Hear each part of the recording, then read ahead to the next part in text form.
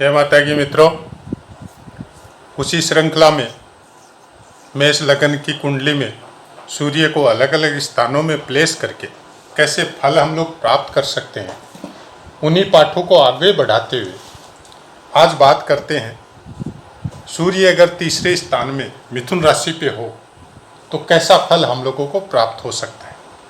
Normal फल तो यहाँ पे ये है कि तीसरे स्थान में कोई भी क्रूर या पापी ग्रह तीसरे, छठे और 11वें स्थान में बहुत अच्छे फल प्रदान करते हैं और प्रायकर करते हैं। ये हमने भी अभ्यास में देखा है। तो यहाँ पे मेष लगन आप दोनों जगह समझे कि मेष लगन भी हो और चाहे आपकी मेष राशि हो। ऐसे फल सूर्य के जो श्रृंखला में हमने अभी चालू कर रखी है उसके हिसाब से आपको फल प्राप्त होंगे। अब मिथुन राशि के ऊपर अगर सूर्य है तो जैसा कि तीसरे स्थान के क्या कारकत्व है, मिथुन राशि के क्या कारकत्व है और सूर्य के क्या कारकत्व है, वो सब पाठ मेरे पोस्ट किए हुए, तो आप उनको जाके अध्ययन कर लें। अगर पूरी डिटेल आपको प्राप्त करनी है कारकत्वों की तो यहाँ पे पूरी डिटेल बताना संभव भी नहीं है, क्योंकि पाठ फिर बहुत लंबा चौड़ा हो जाएगा। तो उतना लंबा पाठ बनाना भी पॉसिबल नहीं है, सुनना भी पॉसिबल नहीं है, क्योंकि बनाने में भी कई ब्लॉक मेरे को देने पड़ेंगे। इतनी ज़्यादा देर तक बोलना भी संभव नहीं होता है किसी के लिए भी। कोई नेता वगैरह हो तब एक अलग बात है, लेकिन आम आदमी के लिए जो आपको ज्योतिष के विषय में बता रहा हो वो आधा घंटा तक बोलना बहुत मुश्किल है। अब बात करते हैं यहाँ पे सूर्य अगर तीसरे स्थान में हो तो तीसरे स्थान से हम लोग क्या क्या देख सकते हैं। भाई बहनों का, पराक्रम का, तर्क जो आप करेंगे या कुतर्क करेंगे, नौकर काम में, घर में, बिजनेस में, सेना का मामला हो, सेना में भर्ती वगैरह हो, रैंक वगैरह हो, और माता के साथ आपकी वजह से कुछ अच्छा या बुरा, ऐसे कुछ काम तीसरे स्थान से ही देखा जाता है। और बहुत सी चीज़ें हैं। तो पूरी डिटेल अगर आपको प्राप्त करनी है तो जैसा मैंने बोला है, आप उन पाठों का अध्ययन कीजिए, उनको सुनिए अच्छे से। यहाँ पे तीसरे स्थान में जब सूर्य बैठता है तो आपको सबसे पहले ये समझना पड़ेगा कि मिथुन राशि के अंतर्गत मृगशिरा के 2 चरण आते हैं, तीसरे और चौथा चरण मृगशिरा का, उसका स्वामित्व मंगल को है। तो तीसरा और चौथा मतलब 6 अंश 40 कला तक अगर सूर्य मिथुन राशि पे रहेगा तो फिर वो मृगशिरा नक्षत्र में रहेगा। तो मृगशिरा नक्षत्र का स्वामित्व मंगल के पास है और ये नक्षत्र बहुत अच्छा है सूर्य के लिए, खासकर ये नक्षत्र बहुत अच्छा है। यहाँ पे सूर्य को मृगशिरा नक्षत्र से कनेक्टेड कुछ कामों में विशेष सफलता मिलती है। अब मृगशिरा नक्षत्र के क्या कारकत्व है उसके विषय में अगर आपको अध्ययन करना है तो आप उन पाठों में जाइए, क्योंकि इस चैनल में नक्षत्रों के विषय में जितना बताया गया है उतना ग्रहों के विषय में अभी तक नहीं बताया गया है। मेरा ज़्यादा जोर इस चैनल में नक्षत्रों के ऊपर ही है। नक्षत्रों को अगर हम लोग नहीं समझेंगे तो फिर ग्रहों को समझना बहुत मुश्किल है। ग्रहों को समझ लिया, समझने में बहुत आसानी होती है, तकलीफ आती है नक्षत्रों को समझने में। मृगशिरा नक्षत्र के लिए जैसे पानी पिलाने, शराब पिलाने का कारकत्व है, या विक्रेता, या संगीत, गायन, ये सब पानी से उत्पन्न होने वाली चीज़ें, चाहे वो सेंट हो, चाहे कोई और कोई चीज़ हो, छोटी मोटी यात्राएं, ये सब काम या ये सब कारकत्व मृगशिरा नक्षत्र के हैं और स्वामित्व है मंगल के पास। तो अगर 6 अंश 40 कला तक आपका सूर्य तीसरे स्थान में है तो एक तो आपको छोटी मोटी यात्राएं बहुत होगी, एक आपका दिमाग बहुत कूल रहेगा, क्योंकि यहाँ पे पानी से संबंधित जितने भी कारकत्व है वो मृगशिरा नक्षत्र के अधीन आते हैं। अब सूर्य तो आपके आग से संबंधित या क्रूर ग्रह से संबंधित या पाप ग्रह तो नहीं बोल सकते, क्रूर जरूर है, क्रूर ग्रह से संबंधित कारकत्व सूर्य के। और पानी से संबंधित कामों को आप कैसे समझते हैं, आप इसको फिर वहाँ पे लेके जाना पड़ेगा कि तीसरे स्थान में अगर सूर्य है मृगशिरा नक्षत्र में तो आप खासकर जमीन के नीचे से जो पानी से संबंधित जो काम होते हैं, चाहे पेट्रोकेमिकल हो, चाहे और कोई पेट्रो पदार्थ हो, या उससे संबंधित कोई इंडस्ट्री वगैरह हो, तो उनमें आपका जॉब हो या आपकी खुद की इंडस्ट्री हो, उस लाइन में आपका कुछ विशेष योगदान या विशेष ज्ञान आपको हो सकता है। तो ऐसा कुछ सूर्य का प्रभाव यहाँ पे अगर 6 अंश 40 कला तक आपका सूर्य है तो आपके साथ हो सकता है। आगे आएगा मृगशिरा नक्षत्र। तो मृगशिरा नक्षत्र मैंने बता दिया, उसके बाद में आद्रा नक्षत्र।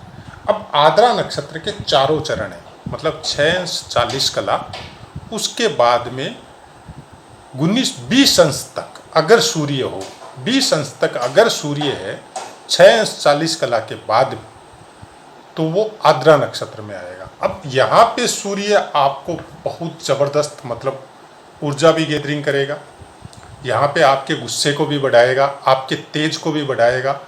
अगर आप तंत्र मंत्र का लाइन में जाना चाहते हैं तो ये नक्षत्र आपकी बहुत हेल्प करेगा।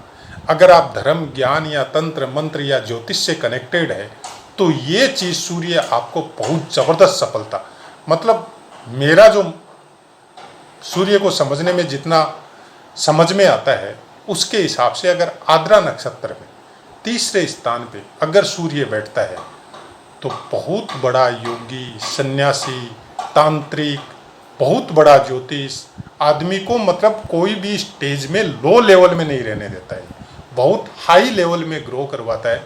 अगर वो सेना वगैरह में भी जाता है तो इस सब्जेक्ट के ऊपर उसकी पकड़ वहाँ भी रहेगी, वो चाहे किसी भी क्षेत्र में जाओ वो इन चीज़ों पे विश्वास भी करेगा, मानेगा भी, और इन चीज़ों का उसको ज्ञान भी होगा।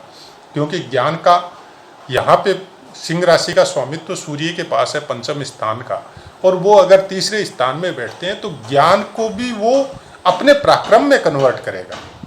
यहाँ से वो भाग्य भाव को भी देखेगा, वो गुरु की राशि है तो उसका भाग्य को भी ये कन्वर्ट करेगा। प्रॉब्लम केवल इतनी आएगी कि यहाँ पे बैठने के बाद में सूर्य आपके छोटे भाई बहनों का सुख आपको प्रदान नहीं करवाएगा, ये प्रॉब्लम आएगी।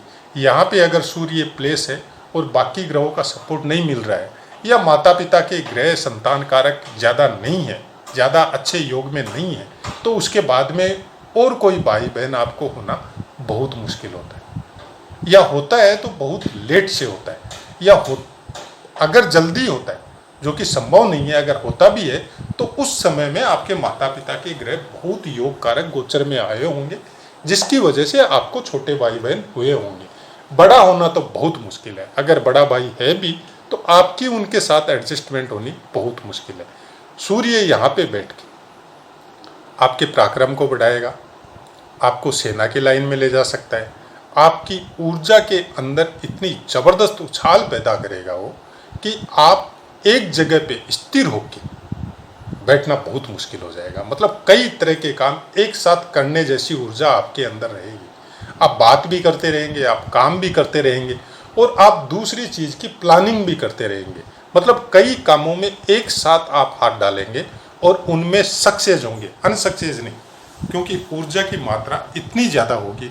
अगर इस समय में आपको कोई अच्छे गाइडेंस मिल जाए, खासकर गुरु प्रधान मनुष्य की अगर आपको गाइडेंस मिल जाए तो आप बहुत ज़्यादा प्रोग्रेस कर सकते हैं। लेकिन यही सूर्य अगर आपको संस्कारवश, पारिवारिक पृष्ठभूमि की वजह से या आपके दोस्तों की संगत की वजह से अगर गलत लाइन में ले गई, अगर गलत आदमियों के साथ उठना बैठना चालू हो गया, जिनका काम ही है वॉयलेंस फैलाना या गलत काम करना, अपने देश के कानून के विरुद्ध काम करना, तो आप उनके साथ भी अटैच हो सकते हैं। यहाँ पे आद्रा नक्षत्र की विशेष बात यह है कि सूर्य यहाँ पे बहुत ज़बरदस्त योग कारक होता है, लेकिन आद्रा नक्षत्र का स्वामित्व राहु के पास है। तो ये चीज़ आपको समझनी पड़ेगी कि यहाँ पे आप कुछ गलत आदमियों के संपर्क में आने की वजह से आपका सूर्य तो यहाँ भी फल देगा, लेकिन आपका डेवलपमेंट कुछ अलग लाइन में ले जाएगा।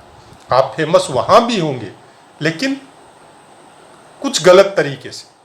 तो ये चीज़ आपको समझनी पड़ेगी। दूसरी बात, राहु को भी देखना पड़ेगा कि आपकी कुंडली में राहु का प्लेसमेंट कहाँ पे है। आगे बढ़ते हैं। पुनर्वसु का पहला, दूसरा और तीसरा चरण, मतलब 20 अंश से लेके 30 अंश तक इसी में आएगा। 20 अंश 20 कला तक आद्रा रहेगा, और उसके बाद में यहाँ पे 3 चरण जो है वो पुनर्वसु नक्षत्र के आ जाएंगे। मतलब नहीं, 20 अंश तक आपका आद्रा रहेगा और 3 चरण जो 10 अंश है वो आपके पुनर्वसु नक्षत्र में लास्ट के यहाँ पे आ जाएंगे। पुनर्वसु नक्षत्र का स्वामित्व आपका गुरु के पास है और पुनर्वसु नक्षत्र के बारे में बोला जाता है कि सत्यवादी, दानी, सच्चरित्र, बुद्धिमान, यशस्वी, धनी, व्यापारी वर्ग, अच्छे पद, जिनके बारे में मैंने डिटेल में तो समझाया हुआ है पहले से, यहाँ पे एक स्मॉल रूप में मैंने बताया है। तो यहाँ पे अगर सूर्य पुनर्वसु नक्षत्र में है और आपकी कुंडली में गुरु का प्लेसमेंट बहुत अच्छा है, तो आप मान के चलिए यहाँ पे आपको ये बहुत ज़्यादा, जिस भी लाइन में जाओ आप, बाकी ग्रह योग की वजह से हो सकता है कि आपका ज्ञान का प्रादुर्भाव कोई अलग लाइन में हो जाए, कोई इंजीनियर हो या आप कोई डिप्लोमा, सीए, सीएस वगैरह हो, कोई भी लाइन में आप जाओ, जिस भी लाइन में आप जाओगे एक कंप्लीट, जिसको बोला जाता है वो ज्ञान आप प्राप्त करोगे, एक स्टेज रहेगी आपकी, मतलब आप फेमस होंगे वहाँ पे भी।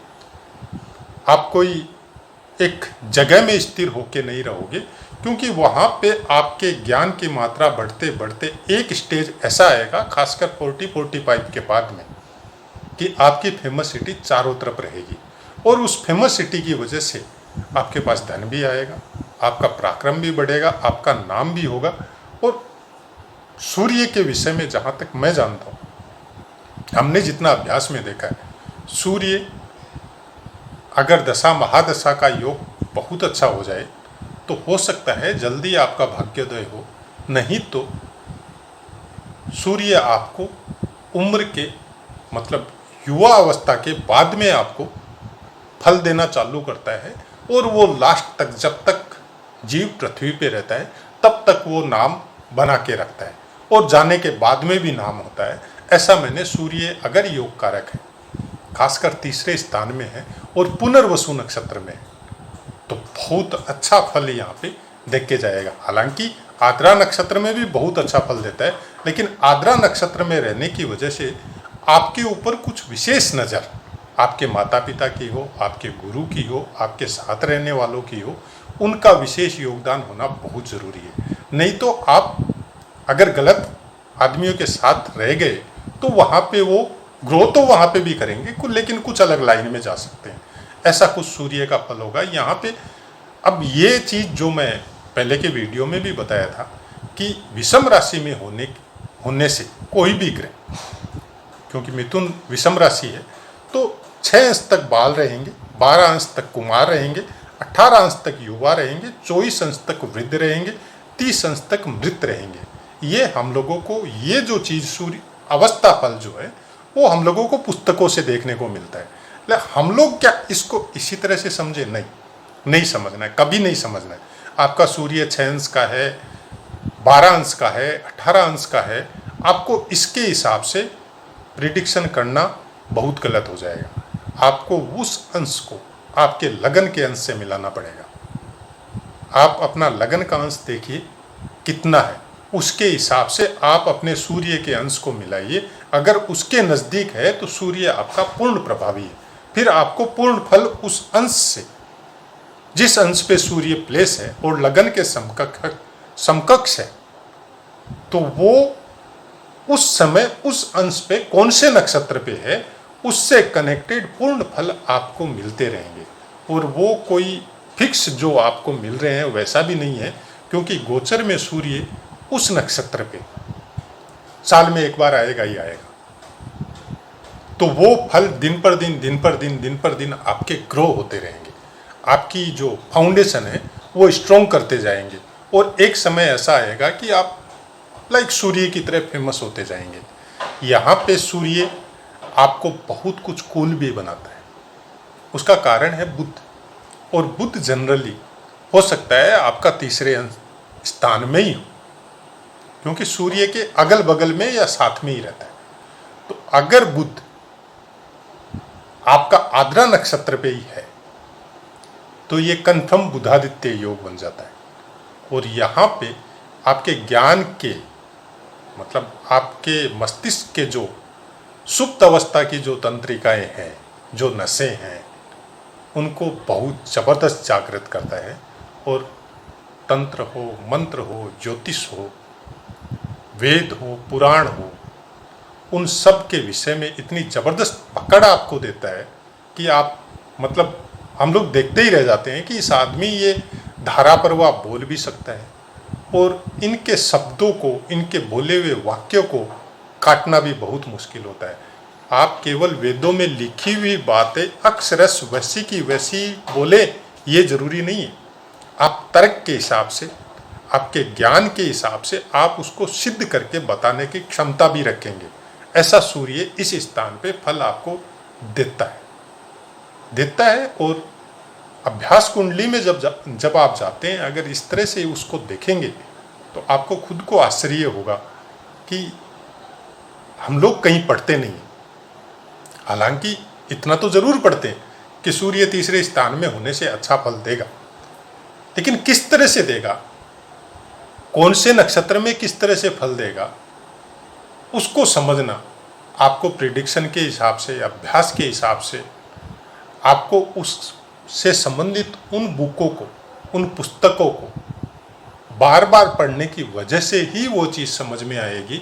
और वो पढ़ने के बाद में जब अभ्यास में बार बार उसको अपनाएंगे कि आपकी कोई ऐसी कोई चीज़ें चल रही है और उसी समय सूर्य उस स्थान पे आ गए, ऑटोमेटिक वो चीज़ अपने आप बगैर आप कुछ किए आपके साथ ऐसे आदमी आके जुड़े और आपको ग्रो करवा दिया, तो ऐसा कुछ फल। लेकिन ये आपको शांत नहीं रहने देगा। तीसरे स्थान में कोई भी ग्रह जो बैठते हैं, आप ये मत सोचिए कि भाग्यवश सब कुछ मिल जाएगा, कभी नहीं मिलता है। चाहे कोई भी ग्रह तीसरे स्थान में हो, वो आपको अच्छे फल देंगे, ये कन्फर्म है, लेकिन भाग्यवश नहीं देंगे, आपके पराक्रम के वश में देंगे। आपको वर्किंग करनी पड़ेगी, आपको उस दिशा में अपने आप को लगाना पड़ेगा, तब जाके वो फलों की प्राप्ति उससे ज़्यादा भी हो सकती है, लेकिन होगी। तो आशा है मित्रों, पाठ आपको समझ में आया होगा। पाठ से संबंधित कोई भी बात हो आप कमेंट कीजिए, आपको 100% आंसर मिलेगा। जय माता की।